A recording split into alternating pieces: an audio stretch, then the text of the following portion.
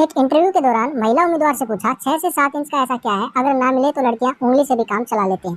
दोस्तों, इस वीडियो में हम आपको ऐसे ही कुछ लॉजिकल और आईएएस इंटरव्यू में पूछे गए सवाल और उनके जवाब बताएंगे जो आपके दिमाग की बत्ती जला देंगे। तो चलिए दोस्तों शुरू करते हैं। फर्स्ट क्वेश्चन है, उम्मीदवार से कहा, मान लीजिए आप बिहार के किसी जिले में एसपी के पद पर तैनात हैं और वहाँ पर आपको किसी ब्राह्मण लड़की से प्यार हो जाता है। वो चाहती है कि आपसे शादी हो, आप चाहते हैं कि उससे शादी हो, लेकिन वहाँ का समाज ये नहीं होने देगा क्योंकि आप एक मीणा जाति वर्ग से संबंधित हैं। ऐसी सिचुएशन में आप क्या करेंगे? उम्मीदवार ने कहा, सर ऐसी सिचुएशन में मैं लड़की वाले पक्ष के लोगों को समझाने की कोशिश करूंगा और शादी के लिए राजी कर लूंगा। इसके लिए मैं वहां पर कुछ ऐसे लोगों की मदद भी ले सकता हूं जो हमारी शादी के पक्ष में है। सेकंड क्वेश्चन है, बोर्ड मेंबर ने पूछा, ये बताइए आपके जीवन पर सबसे ज़्यादा प्रभाव किसका रहा है, रानी लक्ष्मीबाई या रजिया सुल्तान का? उम्मीदवार ने कहा, सर मेरे जीवन पर रजिया सुल्तान का ज़्यादा प्रभाव है क्योंकि रजिया सुल्तान एक ऐसी महिला शासिका थी जिसने सन 1236 से 1240 तक दिल्ली सल्तनत पर राज किया और पर्दा प्रथा को खत्म करके पुरुषों की तरह दरबार में आना प्रारंभ किया और रजिया सुल्तान भारत की पहली महिला शासक भी थी। नेक्स्ट क्वेश्चन है, महिला उम्मीदवार से पूछा, मान लीजिए आप एक जिले के डीएम हैं और आपके पास कुछ लोग आते हैं जो बोल रहे हैं कि उनको एक ही जगह से एक ही समय पर जुलूस निकालना है। उनमें से एक हिंदू समुदाय से है, दूसरा मुस्लिम समुदाय से है। अगर उन्होंने जुलूस निकाला तो 100% दंगे फसाद होने की संभावना है। ऐसी सिचुएशन में आप क्या करेंगे?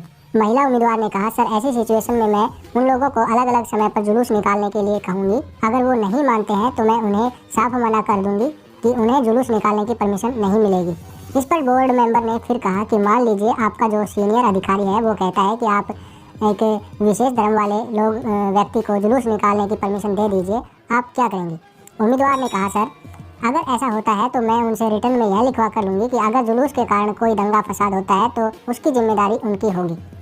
नेक्स्ट क्वेश्चन है, बोर्ड मेंबर ने कहा, मान लो आपका एक दोस्त है जो आपको समझा रहा है कि लड़कियां पैदा होना माँ बाप पर बोझ है। ऐसे में आपका क्या मानना है? उम्मीदवार ने कहा, सर ऐसा मानना बिल्कुल गलत होगा क्योंकि लड़का हो या लड़की जिसने भी इस समाज में, इस दुनिया में जन्म लिया है, उनको समान अधिकार है। उनके माता पिता को उनका पालन पोषण बिना किसी भेदभाव के करने चाहिए। लेकिन समाज में कुछ लोग ऐसे भी हैं जो ऐसी सोच रखते हैं, एक लड़के और लड़की में भेदभाव करते हैं, उनके खिलाफ हम कानूनी कार्रवाई कर सकते हैं।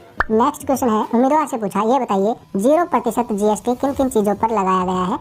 उम्मीदवार ने कहा, वेजिटेबल्स, नॉन ब्रांडेड ग्रोसरी और नमक, दूध, अंडे, मीट आदि इन चीज़ों पर भारत में 0% GST लगाया गया है। नेक्स्ट क्वेश्चन है, बोर्ड मेंबर ने पूछा, हार्डवर्क और स्मार्ट वर्क में क्या अंतर होता है? उम्मीदवार ने कहा, जैसे हार्डवर्क की ज़रूरत होती है वैसे ही स्मार्ट वर्क की भी ज़रूरत होती है क्योंकि बिना किसी प्लान और डायरेक्शन के किसी भी काम में मनचाहे रिजल्ट नहीं प्राप्त किए जा सकते। हार्डवर्क में किसी काम को करने के लिए बहुत ज़्यादा मेहनत की ज़रूरत पड़ती है, जबकि स्मार्ट वर्क में उस काम को एक सही प्लान और स्ट्रेटजी के साथ बहुत कम समय में और बहुत ही कम मेहनत के साथ आसानी से किया जा सकता है। नेक्स्ट क्वेश्चन है, बोर्ड मेंबर ने पूछा, आप अपनी होने वाली पत्नी में कौन कौन से 5 गुण खोजेंगे? उम्मीदवार ने कहा, सर सबसे पहले मैं देखूंगा ईमानदारी, सच्चाई। दूसरा, जो मन और विचारों से सुंदर हो, पढ़ी लिखी हो और मेरे कार्यों में मेरी मदद भी कर सके और जो मेरे परिवार के साथ तालमेल बैठा सके। ये 5 गुण मैं अपनी होने वाली पत्नी में चाहूँगा। उम्मीदवार से पूछा, ऐसी कौन सी बीमारी है जिससे संक्रमित होना लोग वरदान समझते हैं? उम्मीदवार ने जवाब देते हुए कहा, सर मेरा मानना है कि चेचक एक ऐसी बीमारी है जिससे संक्रमित होना लोग वरदान समझते हैं। इस रोग को शीतला, बड़ी माता, स्मॉल पॉक्स नामों से भी जाना जाता है। यह रोग एक विषाणु जनित रोग है। दोस्तों, अगर आप ऐसी किसी और बीमारी के बारे में जानते हैं तो कमेंट में जरूर लिखें। बोर्ड मेंबर ने उम्मीदवार से पूछा, आप किस राजनीतिक पार्टी को ज़्यादा पसंद करते हैं? दोस्तों, इस प्रश्न से आपको यह पता चलेगा कि इंटरव्यू के दौरान ऐसे सवालों के जवाब कैसे दें। उम्मीदवार ने जवाब देते हुए कहा, सर मैं अब तक यह नहीं समझ पाया हूँ कि कौन सी पार्टी मुझे ज़्यादा पसंद है, लेकिन हर पार्टी की कुछ बातें मुझे अच्छी लगती हैं। जैसे आम आदमी पार्टी ने शिक्षा और स्वास्थ्य के क्षेत्र में बहुत ही बढ़िया काम किया है। इसके अलावा बीजेपी में नरेंद्र मोदी जी के काम करने का तरीका मुझे बहुत पसंद है। इसी तरह अन्य पार्टियां भी मुझे कुछ हद तक अच्छी लगती हैं, लेकिन मैं पूरी तरह से क्लियर नहीं हूं कि मुझे कौन सी पार्टी ज़्यादा पसंद है।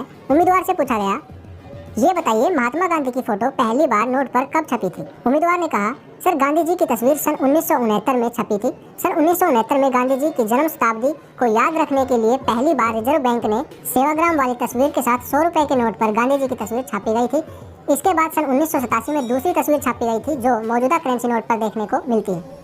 नेक्स्ट क्वेश्चन है, उम्मीदवार से पूछा गया, ये बताइए डिप्टी कलेक्टर और एसडीएम में क्या अंतर होता है? उम्मीदवार ने कहा, sir SDM law and order को लागू करने और उसको बनाए रखने के लिए कार्य करता है, जबकि एक डिप्टी कलेक्टर का मुख्य कार्य रेवेन्यू कलेक्ट करना होता है।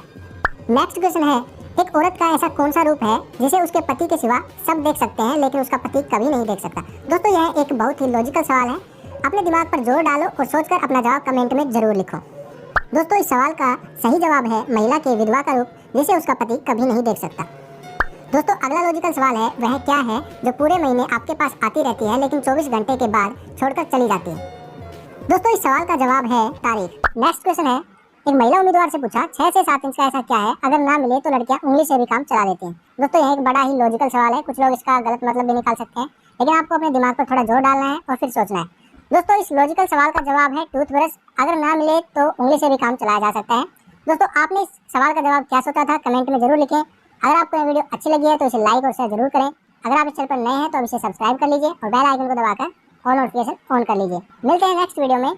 जय हिंद।